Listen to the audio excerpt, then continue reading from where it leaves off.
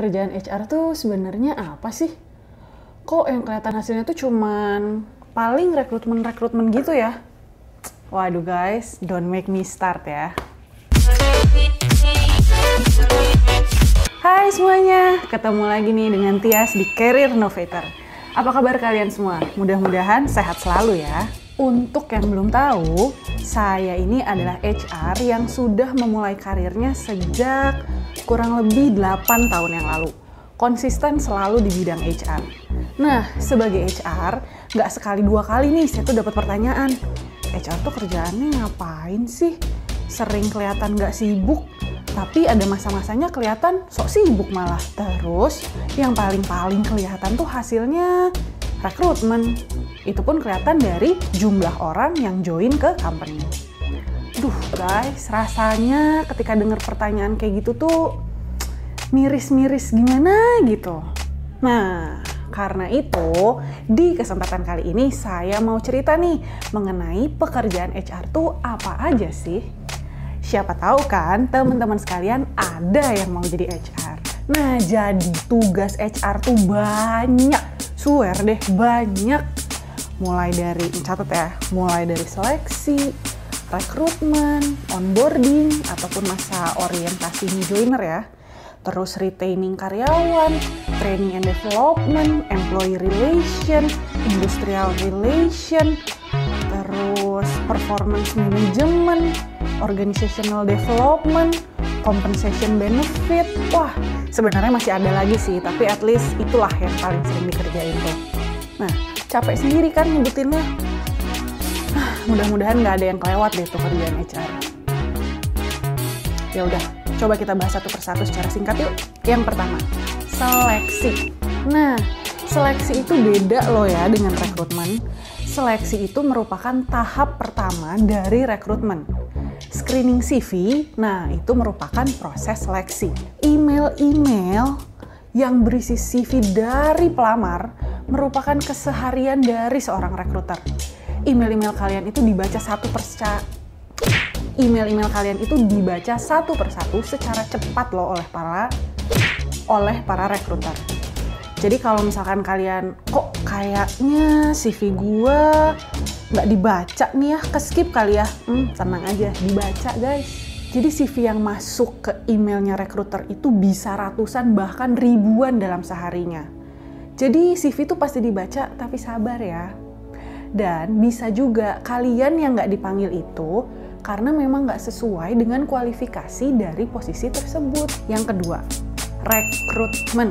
Nah, ini tuh udah masuk deh ke tahapan interview HR, interview user, nego salary, sampai akhirnya kandidat tersebut masuk jadi karyawan. Iya, itu kalau proses rekrutmennya berjalan mulus ya. Yang kerap terjadi adalah interview HR, interview user, ditolak sama user. Atau interview HR lolos, interview user lolos, offer letternya di-reject sama kandidat. Nangis guys, nangis kita tuh sebagai HR. Kalau udah kayak gitu, mau nggak mau prosesnya back to square one. Yang ketiga, masa orientasi atau onboarding. Ketika kandidat sudah masuk menjadi karyawan, HR itu punya kewajiban untuk mengawal karyawan tersebut. Setidaknya mulai dari hari pertama sampai dengan mereka lulus probation deh. Nah, proses itu tuh dimulai dari onboarding, di mana HR itu mengenalkan culture company, para existing karyawan, dan juga mengenalkan karyawan dengan tugas dan tanggung jawabnya, serta benefit-benefit apa aja sih yang akan didapatkan oleh karyawan tersebut. 2 minggu sampai 1 bulan sekali, HR akan mengecek bagaimana keadaan karyawan baru tersebut. Baik ke karyawannya itu sendiri, dan juga ke user atau ke manajernya. Yang berikutnya, retaining karyawan. Mempertahankan karyawan untuk bisa stay lama di suatu perusahaan itu memang bukan murni hanya pekerjaan HR. User tentu saja memegang peranan juga di situ. Tapi di sini yang akan saya bahas memang lebih dari sisi HR-nya ya. Jadi HR itu akan membuat program-program nih untuk bisa mempertahankan karyawan. Semisal program career path, recognizing and appraising performance dari karyawan, training and development, sampai dengan fun activities yang bisa meningkatkan employee engagement. atau keakraban dari para karyawan. Yang berikutnya, training and development. Pengembangan karyawan itu termasuk kewajiban gabungan antara HR dan user. Dari user, HR bisa mendapat informasi mengenai hal-hal yang ingin dan perlu dikembangkan dari seorang karyawan. Selain itu, HR pun perlu melakukan TNA atau Training Need Analysis. Nah, proses ini cukup panjang sih sebenarnya. Kapan-kapan deh ya saya bahas tentang training and development ini. Yang pasti, setelah mendapatkan informasi mengenai hal-hal apa saja yang perlu dikembangkan dari seorang karyawan, maka HR akan membuatkan modul dan program pelatihan yang dapat meningkatkan hard skill dan soft skill dari karyawan tersebut. Yang berikutnya, employee relation. Employee relation ini adalah kegiatan membina dan meningkatkan komunikasi di dalam organisasi. Tujuannya untuk apa? Antara lain adalah untuk menciptakan pola komunikasi yang terbuka, baik vertikal maupun horizontal, dan juga merangsang kreativitas dan produktivitas. Menunjukkan apresiasi bagi karyawan melalui media komunikasi internal perusahaan pun merupakan salah satu bentuk aktivitas dari employee relation. Yang berikutnya adalah industrial relation. Pada dasarnya, fungsi industrial relation ini diadakan untuk menjaga antara harmonisasinya tuh perusahaan dan juga karyawan. Fungsi industrial relation ini seringkali diperlukan sebagai mediator atau penengah kalau ada permasalahan antara perusahaan dan karyawan. Yang berikutnya adalah performance management.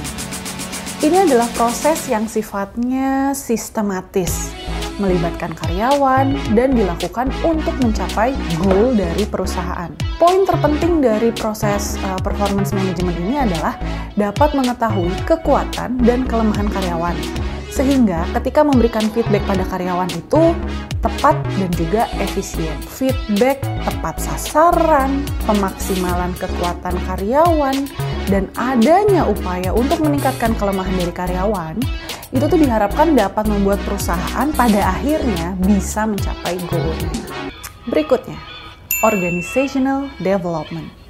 Ruang lingkup organizational development itu meliputi pada proses menyelaraskan perusahaan dengan perubahan lingkungan yang cepat dan juga kompleks. Itu tuh bisa dilakukan melalui organizational learning, knowledge management, dan juga transformasi value dan norma organisasi. Ini merupakan salah satu fungsi yang strategik banget deh di HR. Nah, ini nih yang seru dibahas. Compensation and benefit. Gampangnya nih ya, gampangnya. Fungsi inilah yang mengurusi hak-hak yang diterima oleh karyawan. Paling minimal adalah upah atau gaji. Untuk benefit di luar upah itu sangat beragam dan setiap perusahaan bisa aja berbeda-beda jenis benefit yang diberikan. Mungkin kita ambil contohnya nih ya.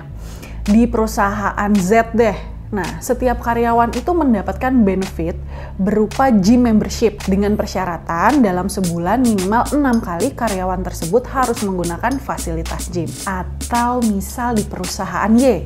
Nah, kalau di situ, setiap karyawan yang sudah bekerja lebih dari 3 tahun berhak atas COP atau Car Ownership Program.